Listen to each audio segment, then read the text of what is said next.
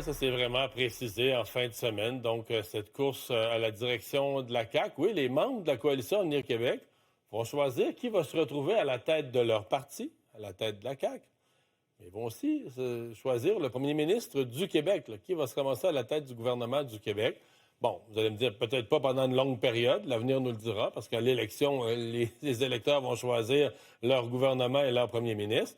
Mais quand même, je veux dire, le 12 avril, là, on choisit un chef qui va devenir premier ministre.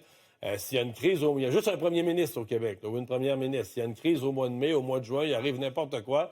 C'est la personne qui va prendre les décisions. Donc, d'où l'importance de cette course. Qui se précise comme étant une course à deux, franchement. C'est assez clairement ça qu'on voit. Donc, une de ces deux personnes-là va devenir chef de la CAQ et premier ministre du Québec en avril. Christine Fréchette, qu'on a connue tout récemment comme ministre de l'Économie, qui a été à l'immigration avant, et Bernard Drinville, qui était ministre de l'Environnement jusqu'à temps de se présenter chef, et qu'on a connu avant comme ministre de l'Éducation. Il faut quand même garder une prudence. Officiellement, il reste du temps, là, jusqu'au 21 février. Quelqu'un pourrait déposer sa candidature. Mais tu sais, il faut aller chercher des centaines de signatures, des signatures de députés, de l'argent. Fait que, tu sais, tu peux pas sortir des nus comme ça puis y penser le 20 février au soir puis te présenter. C'est pour ça que là, tu en as deux qui ont les attributs, qui sont dans le parti. Alors, c'est un peu difficile en termes réalistes de voir comment une autre personne pourrait. Mais il n'est pas trop tard. Il y a jusqu'au 21 février pour qu'une autre personne puisse se lancer, qu'un troisième joueur puisse se lancer dans cette course. Les dates importantes, donc, la personne va être choisie, chef de la CAQ, donc, le 12 avril prochain, ne devient pas automatiquement premier ministre, là, ou première ministre. Ça, c'est important de le dire. Le jour du congrès, le lendemain matin, c'est toujours François Legault qui est premier ministre du Québec parce que il faut une assermentation en bonne et due forme. Donc, dans les jours suivants, je vous donne l'exemple de Mark Carney.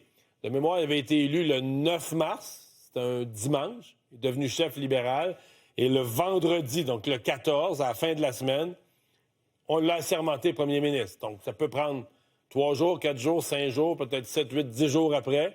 Mais donc, après le 12 avril, la personne que les membres de la CAQ auront été élus va être officiellement assermentée. Et là, de la minute que le nouveau premier ministre ou la nouvelle première ministre prête serment, François Legault est à la retraite. Là. Il n'est plus premier ministre du Québec.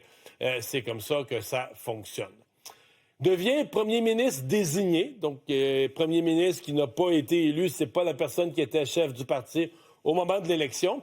Ça fait longtemps, c'est arrivé quand même souvent dans notre histoire, mais pas récemment. Ça fait quand même longtemps. Je vous en donne 2 exemples là, de l'histoire relativement récente. Lucien Bouchard, qui avait pris la relève quand Jacques Parizeau gagne l'élection de 1994, quitte à la fin 1995. Et donc, en 1996, Lucien Bouchard devient premier ministre désigné, donc choisi par les membres du PQ, devient premier ministre du Québec. Il a été réélu ensuite pour un 2e mandat. Et M. Bouchard n'a pas terminé son 2e mandat. Donc, en 2001, Bernard Landry prend la relève, donc devient premier ministre désigné. Mais depuis ce temps-là, il n'y en a pas eu. Pourquoi il n'y en a pas eu? Parce qu'ils ont été battus. Tu comprends? Le changement se fait au moment de l'élection. Là. Ils ne démissionnent pas en cours de mandat. M. Landry a été battu en 2003. Jean Charest est devenu premier ministre. Il n'a pas démissionné. Il a été battu en 2012. Mme Marois est devenue première ministre. Elle n'a pas démissionné. Elle a été battue par Philippe Couillard, qui a été battu par François Legault. Donc, ils sont tous restés au pouvoir. Puis ils se sont réessayés dans une élection où ils ont été battus. Donc, il n'y a pas eu de premier ministre désigné depuis Bernard Landry en 2001. Donc, en gros, ça fait 25 ans que ce scénario ne s'est pas produit. Je vous parle des 2 personnes, donc à la fois personnelles et politiques. Qui sont-ils les candidats à la chefferie? Bernard Drinville, né dans la région de Berthier, là, parce que si vous connaissez votre géographie, au large de Berthier, dans le fleuve, il y a des îles, l'une de celles-là, qui est une île et une municipalité. La Visitation de l'île du Pas. C'est là qu'il est né, grandi sur une ferme, il aime nous le rappeler souvent. Gradué d'abord en sciences politiques, mais a obtenu une maîtrise en relations internationales de la prestigieuse London School of Economics. Sa carrière maintenant, journaliste, a été longtemps à Radio-Canada, journaliste et animateur radio notamment. Alors ça, c'est pour ce qu'on pourrait appeler sa vie personnelle et professionnelle. Vie politique, maintenant. elle est en deux temps. D'abord, tout récemment, là, il était le ministre de l'Environnement. Donc, la dernière fonction qu'il a occupée jusqu'en fin de semaine, c'est ministre de l'Environnement. Là, s'est retiré pour faire sa course. Mais précédemment, à l'intérieur de la CAQ, il avait été ministre de l'Éducation. Avant ça, il faut remonter avant, il avait été au Parti québécois, parce que son entrée, oui, député de Lévis maintenant, mais son entrée en politique s'est faite en 2007 avec le Parti québécois. Pendant 9 ans au Parti québécois, il a été entre autres ministre responsable de toutes les affaires démocratiques, l'identité, et c'est à ce titre-là qu'il avait piloté le dossier de la Charte des valeurs, désormais célèbre dossier de la Charte des valeurs. Donc voilà pour le parcours politique de Bernard Drainville. Christine Fréchette, maintenant, autre candidate, qui était avec nous là, il y a environ un peu moins d'une demi-heure. Elle est née à Trois-Rivières, c'est pour ça qu'hier, elle a fait son lancement sur place à Trois-Rivières. C'est une graduée en administration. Donc, Bernard Drainville était gradué en sciences politiques, elle en administration, mais les deux ont fait la même maîtrise en relations internationales, dans le cas de Mme Fréchette à l'Université Laval, a été occupée toutes sortes de fonctions. Je résumerais consultante, commentatrice aussi en affaires internationales, spécialisée en affaires internationales, ici d'ailleurs à TVA, LCN, à Radio-Canada, RDI, etc., sur plusieurs antennes, dans les radios aussi, était commentatrice d'affaires internationales.